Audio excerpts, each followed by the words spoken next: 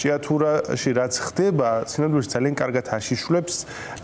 მართველი რეჟიმის ბუნებას. იმ გაგებით, რომ ეს ხალხი მათ არც ლეგიტიმაციას უწუნებს, არც ეგრეთ წოდებულ სარეძახის, არც რეჟიმს სარეძახის, არც არაფერი მსგავსი. ეს ხალხი მათ მიმართავს როგორც მოქმედ პრემიერ-მინისტრს. აი, ასე მიმართავდნენ ყობახიძესაც, თხოვენ მას დახმარებას. საპასუხოდ კი იღებენ რას? აბსოლუტურ რეაქციობას. ხო, ამიტომ კიდევ ერთხელ რა ხდება ახლა ჭიათურაში, რომ მოუყვეთ ჩვენს მაყურებელს. მოგესალმებით და მადლობა მოწვევისთვის და მადლობა რომ ისე მეძლება საშუალება რომ ვილაპარაკო ჭიათურაზე, ჩემი მშობლიური ქალაქის ტრაგედიაზე. ახლა გავაზიარე ზუსტად რომ კიდევ ერთხელ ვისაუბრებ ფორმულას ეთერში იმ ტრაგედიაზე, რაც ჩემს ქალაქში ხდება თქო. მოკლედ აღწერ სიტუაციას და შევახსენებ ჩვენს ტელემაყურებელს რა ხდება ჭიათურაში. არჩევნებიდან 3 დღეში, ბოლო საპარლამენტო არჩევნებიდან 3 დღეში გააჩერეს ჭიათურაში ყველა მაღარო დაიხურა, მაღაროებს აძლევდნენ ხელშეკრულების მიხედვით 60%-ს ხელფას, თუმცა თებერვლიდან არც ის 60% აღარ გადაუხადა კომპანიამ. ამის შემდეგ დაიწყო პროტესტი 28 თებერვალს ჭიათურაში, კიდევ ერთი პროტესტი, რომელიც არაერთი გვახსოვს და ძალიან მძიმე ფორმის პროტესტები გვახსოვს ჩვენ მაღაროების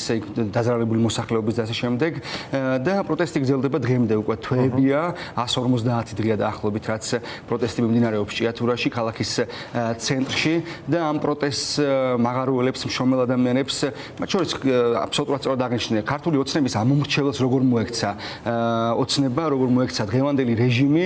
ამას ძალიან კარგად აჩვენებს ჭიათურა.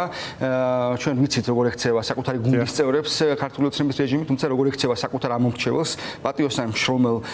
უბრალოდ მოქალაქეებს, ხო? ანუ ამის მაგალითია ჭიათურა და ჭიათურაში მართლა ხელის გულზე განსხვავებულად ძალიან მკაფიოდ ჩანს ის თუ რა მოაქვს რიგითი მოქალაქეებისთვის რა მოაქვს ამ შემთხვევაში მსგავსი ტიპის რუსულ რეჟიმებს და ამას აჩვენებს სწორედ ჭიათურა. ამაზე მუშაობდი მე წლების განმავლობაში და ეს მინდოდა რომ აი ამ სახით გამეცნო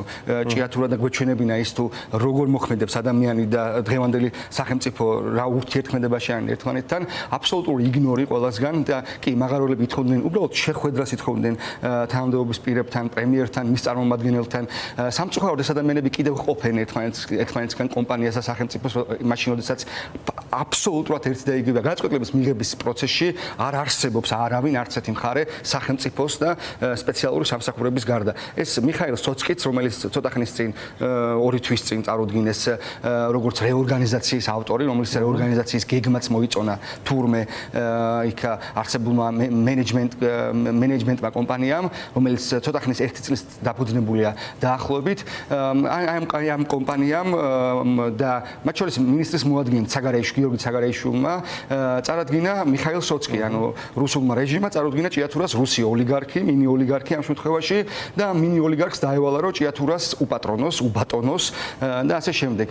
ჩვენ ნახეთ ის რომ საბოლოო ჯამში სოცკის რეორგანიზაცია აღმოჩნდა ის რომ 3620 ადამიანი იყო დასაქმებული ჭიათურის მუნიციპალიტეტში, მოკლედ მაღაროების სისტემაში და დღეს დაახლოებით 1500-მდე თანამშრომელი დატოვეს მხოლოდ. ანუ ის რაც 2006 წელს როცა დაიდო ხელშეკრულება და შემოვიდა კომპანია ჯორჯიან მანგანეზი ჭიათურაში, მაშინ ერთ-ერთი მთავარი პუნქტი რაც მოსახლეობისთვის იყო მნიშვნელოვანი იყო ის რომ დასაქმებულების კონკრეტული რაოდენობა მინიმალური ზღვარი განუსაზღვრა ხელშეკრულებამ და ეს იყო 3000 თუ 3500 თანამშრომელი, რომლის ქვემოთაც აღარ უნდა დაესაქმებია და ეს იყო კი სოციალური პროექტი იყო, სოციალური პასუხისმგებლობა მოთხოვეს მაღალი დონის ამ კომპანიას და ნუ როგორ გაართვა თავი ამას ხედავთ საბოლოო ჯამში, თუმცა დღეს ირღვევა იმ ხელშეკრულების იმ სალიცენზიო ხელშეკრულების პირობები, მთავარი პირობები, რომელიც 2006 წელს დაიდო სახელმწიფოსა და კომპანია ჯორჯიან მანგანეზს შორის და 1500-მდე თანამშრომელია მხოლოდ ჯორჯიან მანგანეზში. ეს უკვე რამდენიმე თვეა იგრძნობა ჭიათურაში კოლაფსი ეკონომიკური, ცარიერი მაღაზიები, ცარიერი ყველაფერი, ჯერ ისედაც ძალიან მცირე ეკონომიკა ქალაქის განახევრდა, ანუ ერთ გადაწყვეტილებაში ამ მიხაილ სოცკის რუსი მინი ოლიგარქის ხელით გაანახევრეს და კიდევ უფრო უარესი დამართეს ჭიათურის ეკონომიკას. სპეციფიკური პრობლემა ამაზე დისერტაციები ხალხთაცული მონოინდუსტრიულ ქალაქებს რა ემართებათ, როდესაც ამ ინდუსტრიებს პრობლემა ექნებათ, ხო? ჭიათურა სწორედ ასეთია. ხა უბრალოდ მე განცდა მაქვს, რომ ხშირად ვახსენებთ ამ ბატონ სოცკის და გავიგე მასთან შეიძლება ბევრი პრეტენზია გქონდეს, მაგრამ ბატონი სოცკი თავის არ მისულა იქ, ხო? ბატონი სოცკი არ უყიდა ის არ არის მფლობელი ამ ყველაფრის, ის მოიწვიეს როგორც მართველი, ხო? ის აიფარეს წინ. მოდი ასე ვთქვათ, რომ აი სოცკი ატარებს ახლა რეორგანიზაციას. ვინ დგას სინამდვილეში ამის უკან? ალბათ ჩვენმა მაყურებელმა უნდა იცოდეს, რომ ამ ჭიათურაშიც, ზესტაფონშიც და ვარცხეხეშიც, ანუ ერთ კონგლომერატში შესული არის სახელმწიფო მმართველი, ოფიციალურად არის შესული, სახელმწიფო მართავს და ამ ყველაფრის მაყურებელი არის გიორგი კაპანაძე, ხო? რიჟა, რომელიც არის აი კაპს ხდის, ესე ფულს აკეთებს და ამით ფინანსდება მე სამთავრობო მედია და ყველაფერი. ახლა უბრალოდ გადაწყვიტეს, რომ ზედმეტად ბევრ ფულს ტოვებდნენ ჭიათურაში და აღარ დავტოვოთ მოდი ამდენი ფული ჭიათურაში, ამუშავებენ ზესტაფონს, რომელიც უფრო მარტივად მომგებიანია. უცხოეთიდან შემოიტანენ მასალას, გადაამუშავებენ, გაყიდიან. დენი აქვთ ვარცხეხესიდან ჭიათურა აღარაფერში აღარ ჭირდება და ამ ხრივ ეს არის რეალურად ქალაქი ჭიათურის გაწირვა, ხო, არარსებობისათვის. იმიტომ რომ ახლა როცა ლაპარაკობთ ქალაქ ჭიათურაზე, კარგად აღწერენ, ხო, მაღაზიაში ადამიანები ვიდეო იყო სხვა შორის, რომ ნისების ფურცელი რამხელაა, იმიტომ რომ ნუ ეს არის ფული, ეს არის, ესე მოძრაობს პენსია და მაღარო. მეტი არაფერი არ არის, ხო, ამ ჭიათურაში რა უნდა იყოს. და შესაბამისად ეს ძალიან რთულ ვითარებას ქმნის. ამ ხრივ მოდი მათ შორის რომ შევაფასოთ, რამდენად ადეკვატური რეაქცია, უბრალოდ ადეკვატურია ის კონცენტრაცია აზრის და ყურადღების, რაც გვაქვს ჭიათურის მიმართ. და თავისთავად ჭიათურელი მაღაროელებიც ხომ არ უშვებენ შეცდომას, რომ უფრო არ ხედავენ თავს ამ დიდი პროტესტის ნაწილად. აი თითქოს ორივე მხრიდან არის რაღაცა ვერ დანახვა, რაღაცნაირი ერთგვარი ხიდჩატეხილობა. კი, სამწუხაროა, რომ ჭიათურის მოსახლეობა, მაღაროელები, მათ შორის პროტესტში მყოფი მაღაროელები და ჭიათურის მოსახლეობა თავს იტყუებს, იბრმავებს, იმუნჯებს და მე, რა ვიცი, ანუ მივცევ თავისუფლებას, რომ კაცრად შევაფასო ბევრი რამ, იმიტომ რომ ძალიან მძიმეა იმის ყურება, როგორ ეგუება ამ ყველაფერს მოსახლეობა. მაღაროელების პროტესტმა დაკარგა ის მხარდაჭერა, რაც ჰქონდა მას პირველ ეტაპზე და ეს უნდა ითქვას და ამას ძალიან განიცდიან მაღაროელები და ეს, რა ვიცი, ანუ სამწუხარო ჭიათურელებმა გაწირეს თავისი ქალაქი, ჩვენ თვითონ, ჩვენი ხელით გავწირეთ ეს ქალაქი იმ შიმშილობისთვის და იმ კოლაფსისთვის. 2000 ოჯახი, ხო, 2000 ოჯახი ერთი მუნიციპალიტეტისთვის დარჩა უმუშევარი, ეს ძალიან მძიმე რამ არის ერთი პატარა მუნიციპალიტეტისთვის და 2000 ოჯახი დატოვებს ალბათ, ან დიდი ბევრი მათგანი დატოვებს ჭიათურას უახლოეს მომავალში და ეს არის ძალიან სამწუხარო. კი, ანუ მაღაროელები მათ შორის პირდაპირ უნდა ითქვას, ხო, მათ დღემდე ქონდათ იმედი თითქოს ამ 4 დაკავებული მაღაროელია, ხო, ვიცით რომ 4 დაკავებული მაღაროელი, რომელთაც ბრალად დასდეს ერთ-ერთი მაღაროს დირექტორის ცემა დღემდე ზის ციხეში და პირდაპირ ვიტყვი, ხო, ანუ ყოველთვის მაღაროელების პროტესტს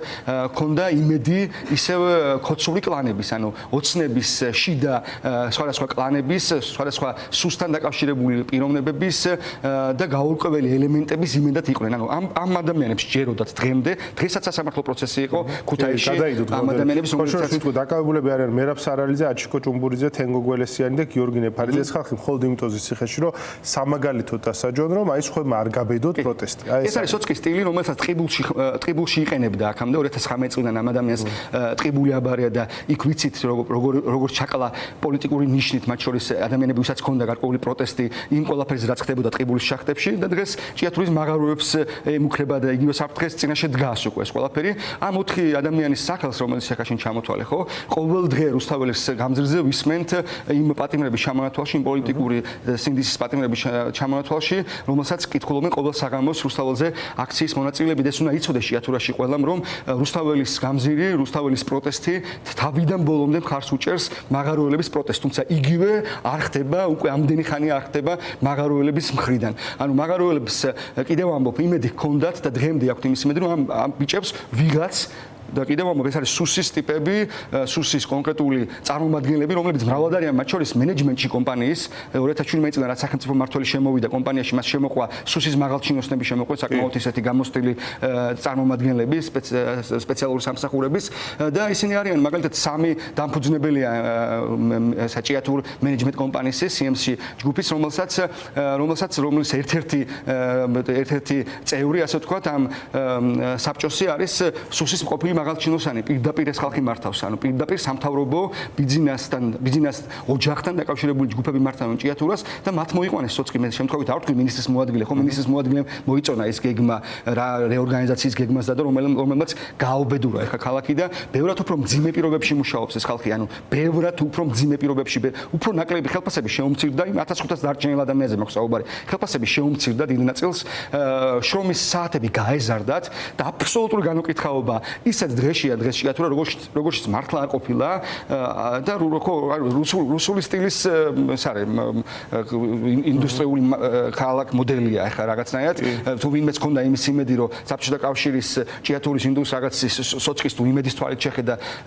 ჭიათურაში საზოგადოების ნაწილმა დავინახეთ ხო რა არის თანამედროვე რუსული ტიპის მართლობა ასეთ ქალაქებში და ძალიან მძიმეა იმ კითხვას დაუბრუნდები ის რომ დღემდე რუსთაველის პროტესტს რუსული რეჟიმის წინააღმდეგ ბრძოლას სახალხო ბრძოლას მართლა და ეს არ არის პარტიული ბრძოლა ეს არის სახალხო ბრძოლა ეს არის რა ვიცი საზოგადოების უდიდესი ნაწილის ბრძოლა იმისთვის რომ მოვიშოროთ ეს უბედურება რაც ჭირს მთელ ქვეყანას და მათ შორის ჭიათურას სამწუხაროდ ვერ პოვა მაღარუელებში და ჭიათურის მოსახლეობაში ისეთი მხარდაჭერა როგორიც უნდა გქონდეს დღეს წესიდარიგით იმიტომ რომ საფუძველი და სათავე იმ პრობლემების რაც ჭიათურაში დგას ბუნებრივია არის რეჟიმი რომელსაც აბსოლუტურად არ აინტერესებს შრომითი უფლებები რომელსაც აბსოლუტურად არ აინტერესებს გარემოს დაცვა და ეკოლოგია ანუ ჭიათურა არის კიდევ მეს მithქვამს თქვენთან მithქვამს ეთერში რომ ჭიათურა არის ქალაქი და ეს აღნიშნე შენ სადაც თვალნათლივ ჩანს როგორ ექცევა სახელმწიფო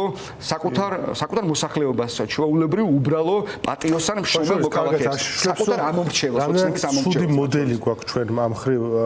მოწყობილი რომ ესე იგი იქიდან სადაც ბევრი ფული კეთდება იქ ყველაზე მეტი ზიანი ადგება იქ აურ გარემოს და იქ ფული არ რჩება რეალურად ხო ეს საკანონმდებლო დონეზეც კი ასეთია ხო ის შემოსავალი რაც ჭიათურიდან ზესტაფონიდან თქვა შეიძლება გქონდეს სახელმწიფო ბიუჯეტს იქ ადგილზე იმის ძალიან მცირე ნაწილი რჩება მეტი რო რჩებოდეს ხო უკეთეს პირობები იქნებოდა საცხოვრებლად ამ ადამიანებისთვის ანუ იმათგან ვისაცგანაც სახელმწიფო ბევრ ფულს აკეთებს ყველაზე ცუდად ექცევა აი ესე გამოდის ხო საბოლოო ჯამში და ალბათ ეს მოდელი ყველა შემთხვევაში შესაძლებელი არის და სრულისკენ რომ წავიდეთ მოდელი ყველა შემთხვევაში რადგან პროტესტზე ვლაპარაკობთ უნდა გითხო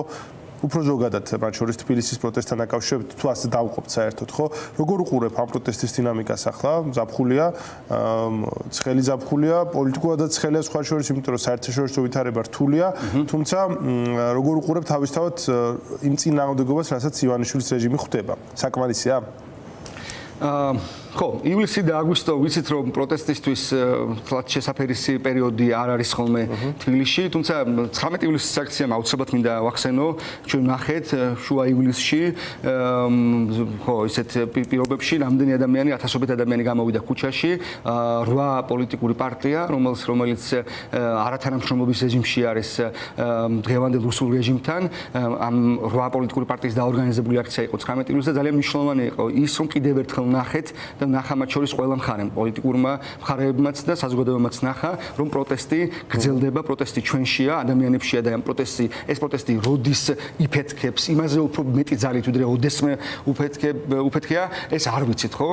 ჯერ და არ ვიცი ანუ ჩვენი მიზანი ამ ჩვენ კოალიციას ცვლილებისთვის მათ შორის ჩვენი კოალიციის მიზანი იმ დანარჩენი 7 პოლიტიკური ძალის რომელიც არის ჩვენთან ერთად ამ რეჟიმში მოკლედ ჩვენი მიზანია რომ ზაფხულზე შენარჩუნდეს პროტესტი რაც არ იქნება ბუნებრივია მარტივი მით უმეტეს აგვისტოს თვეში, თუმცა მიზანი, გაცხადებული მიზანი ჩვენი ეს არის რომ ზაფხულზე არ შეწყდეს პროტესტი და ამას აქვს ძალიან დიდი მნიშვნელობა. სექტემბრიდან ბუნებრივია ჩვენ პროტესტის გაძლიერებას ველოდებით და ამისთვის ვდგავთ ყოველ ნაბიჯებს და კიდევ გვაქვს ბევრი რაღაც გასაკეთებელი ამ ხრივ რომ სექტემბრიდან პროტესტი გაძლიერდეს. ძალიან მნიშვნელოვანია ის რომ პოლიტიკურმა ძალებმა, სხვადასხვა პარტიებმა, ვისაც ჯერ კიდევ არ გადაუწყვეტია მონაწილეობა მიიღონ თუ არა ფარსში, რაც 4 ოქტომბერს უნდა ჩაგვიტაროს ქართულმა ოცნებამ. ძალიან მნიშვნელოვანია ის რომ იქნებ მათ სწორი გაწყვეტილება მიიღონ და ის იქნება ამ 8 პარტიას კიდევ შემოუვართეს დამატებითი პოლიტიკური ჯგუფები და როგორ უყურებთ ჭიათურელი მაღაროელებისთვის ეს გზავნილი ამდენად გასაგები იქნება. აი თვითმმართველობის არჩევნები როგორ იქნება ჭიათურაში? დაახლოებით 3-4 კვირის წინ ალბათ ერთი თვის წინ მე ტარიელ მიქაცასთან ერთად არავითარი მოკლედ თელი ღამე გავათენეთ უბრალოდ ადამიანო საუბარში მეგობრებო საუბარში მაშინ შიმშილობა ქონდა და ახალი დაწყებული და ბევრი ვისაუბრეთ ამაზე მათ შორის ვანახე ვიდეო რომელიც ჩავწერე რამდენიმე ერთ-ერთი ქალბატონის რომელიც ყოველ დღე დადის რუსთაველზე მომთხოვა რომ ტარიელს მინდა რომ მიმართო და ვთხოვო რომ ჭიათურელი მაღაროელები იქნებ შემოვერთენ ჩვენ პროტესტსა და მე ვთხოვე რომ ვიდეოს გადავუგებ და ვაჩვენებდი მას. ესმით ამ ადამიანებს ანუ რუსთაველის პროტესტის შინაარსი მიზნები ესმით ეთანხმებიან იმ მოთხოვნებს რაც დგას უფრო მეტიც მათი მეგობრების დაკავების შემდეგ ისინი მიხვდნენ რომ არა მხოლოდ მათი მეგობრები არიან უსამართლო სინდისის პატიმრები არამედ ის ახალგაზრდა ბიჭები ის პატრიოტები ვის დაკავება დაკავებული ყავს რეჟიმს, იმიტომ რომ ქვეყანა უყვართ, ისინიც არასწორად და ისინიც უკავონთ არიან დაკავებულები ისევე როგორც მათი მეგობრები და მე მგონია მე კიდევ ერთხელ რა ვიცი მიმართავ ამ ეთერის საშუალებითაც და რა ვიცი ეს არ იყო ჩემი ბოლო შეხვედრა ნამდვილად არც არიელთან და არც სხვა მაღაროებთან მე დიდი სურვილი მაქვს მე ძალიან მინდა რომ ჭიათურამ რა ვიცი ზემო იმერეთის ერთ-ერთმა განსაკუთრებულმა ქალაქმა არ მარტო ზემო იმერეთის არამედ მთლიანად ჩვენი ქვეყნის ითამაშოს მნიშვნელოვანი როლი გადამწყვეტი როლი რუსი ოლიგარქის მოშორებაში მე მაქვს იმედი რომ ჭიათურელები გამოფხიზლდებიან რა ვიცი ჩვენ ბევრი პოლიტიკური ბრძოლა ქონდა სხვა შორის 2016 წელს ქართულმა ოცნებამ 33% აიღო ჭიათურაში 2021 წელს ძალიან მნიშვნელოვანი პოლიტიკური ბრძოლა მქონდა მე პირადად ადგილობრივ არჩევნებზე ჭიათურაში თუმცა როგორი განსაკუთრებულიც იყო ეს პოლიტიკური ბრძოლა ისევე განსაკუთრებულად ჟიან დღეს ჭიათურელებს სამწუხაროდ ქართული ოცნებიდან და ეს გვაქვს ტოტალური უიმედობის დათესვა ჭიათურელებში და რა ვიცი ანუ მე დიდი იმედი მაქვს რომ ძალიან ბევრი ჭიათურელი სტუდენტი დადის დღეს რუსთაველის გამზირ უბრალოდ რა ვიცი მათი მშობლები, მათი ბებიები და ბაბუები ცოტა უფრო მეტად უნდა გამოფხიზლდნენ და ჩემი თხოვნაა ხოლმე უფროსი თაობის მიმართ რომ ენდეთ საკუთარ შვილებს. იმიტომ რომ ზუსტად ვიცი რომ იმაზე უკეთესი რაც რა ვიცი უფროს თაობას, ერთ-ერთი საუკეთესო თუ რამე გაუკეთებია ამ ქვეყნისთვის იყო ის შვილები, რომლებიც მართლა განსხვავებულად გაიზარდნენ და დღეს მათ პერსპექტივა უნდა მიეცეს და არ შეიძლება ისე რომ რაღაც ახალგაზრდობა ერთხარეს იკაჩებოდეს და უფროსი თაობა ეგუებოდეს ყველაფერს და ამის იმედი მაქვს. მადლობა ძალიან